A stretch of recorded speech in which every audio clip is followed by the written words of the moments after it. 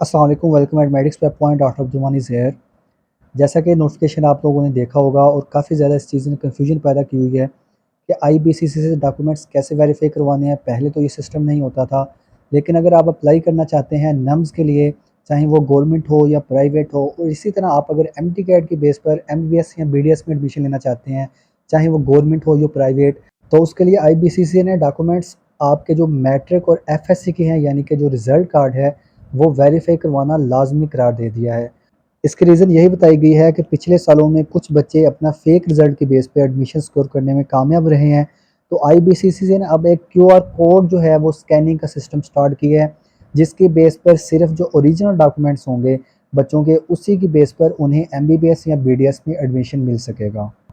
ये सारी इन्फॉर्मेशन आपके साथ शेयर की जाएगी, काइंडली वीडियो कंप्लीट देख लीजिएगा। इसमें कितनी फ़ीस है, आपने घर से लेकर बोर्ड तक कैसे जाना है और बोर्ड से आपने आईबीसीसी के ऑफिस में कैसे जाना है, सारी इन्फॉर्मेशन आपको प्रोवाइड की जाएगी।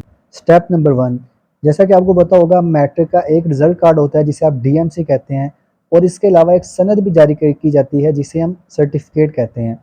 तो अगर आपका वो सर्टिफिकेट भी आ चुका है, यानी सनद भी आ चुकी है और रिज़ल्ट कार्ड भी है, तो ये दोनों चीज़ें, और इसके साथ आपने एफएससी का जो रिज़ल्ट कार्ड है जो बोर्ड की तरफ से इशू हुआ हो आपको, तो ये चीज़ें आपने रेडी करके रखनी है।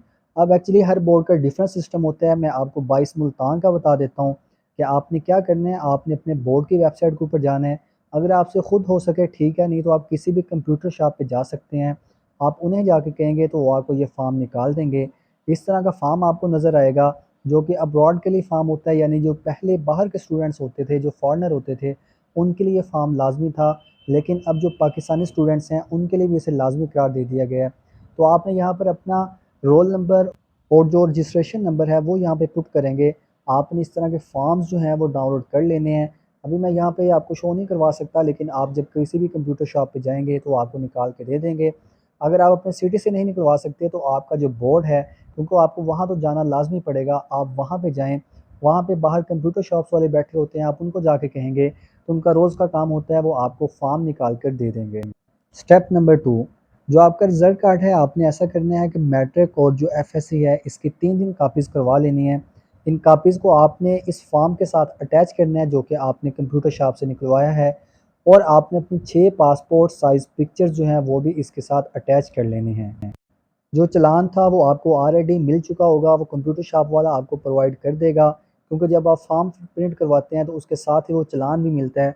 वो आपने चालान एचबीएल बैंक में पे कर देना है, और उसकी फ़ीस जो 22 मुल्तान की है, मैं वो आपको बता रहा हूँ, बाकी में भी हर बोर्ड की थोड़ी डिफरेंट हो सकती है। तो उसमें ये होगा कि आपकी 4000 रुपये फ़ीस होगी एक डिग्री को वेरीफाई करवाने की, यानी कि मैट्रिक का 4000 होगा और इसी तरह एफएससी का 4000 आपसे लिया जाएगा। टोटल ये आपका 8000 बन जाएगा। मज़ीद आप अपने बोर्ड से पता कीजिएगा कि आपकी क्या फ़ीस बनती है। ये 8000 पे करने के बाद आपने ये डॉक्यूमेंट्स जो हैं वहाँ बोर्ड में जमा करवा देने हैं। वहाँ पे एक वेरिफ़िकेशन रूम बना होता है, या वहाँ से जाके पूछ सकते हैं, वो आपको गाइड कर देंगे। स्टेप नंबर 3, जब आप ये अपने डॉक्यूमेंट्स वहाँ पे उन्हें दे देंगे तो थोड़ी-सी देर लगेगी, लेकिन उसी दिन ही आपको इंतज़ार करने के बाद ये जो तमाम डॉक्यूमेंट्स हैं, ये आपको वापस मिल जाएँगे। ये सारे डॉक्यूमेंट्स आपको एक लिफ़ाफ़े में सील्ड करके दिए जाएँगे, और आपने इनको खोलना बिल्कुल भी नहीं है, और आपने इसे आईबीसीसी ले जाना है।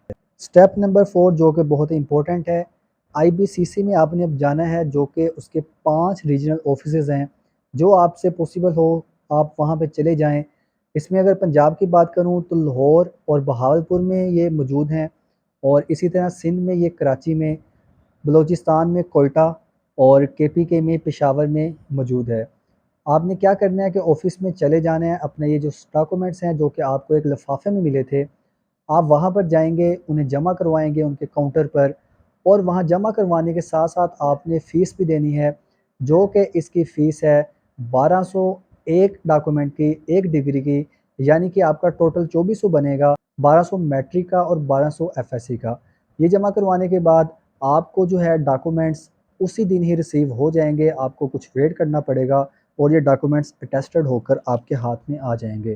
तो ये सारा प्रोसीजर है। यानी कि अगर मैं मुल्तान के एक स्टूडेंट की बात करूँ जिसका मुल्तान का बोर्ड था, तो उसका जो टोटल इसमें एक्सपेंस आ रहा है, वो आप देख सकते हैं कि 8000 बोर्ड में और 2400 वहाँ पर लगा है, और आने-जाने के जो अखराजात हैं, तकरीबन टोटल 12 से 14,000 तक उसका ये खर्चा हो जाएगा।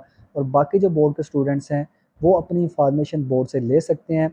और जितना जल्दी पॉसिबल हो सके, अगर आपने अप्लाई करना है एमडी कैट की बेस पर एमबीबीएस या बीडीएस में या नम्स के लिए, तो आप इस प्रोसेस को जल्दी से कंप्लीट करवा लें।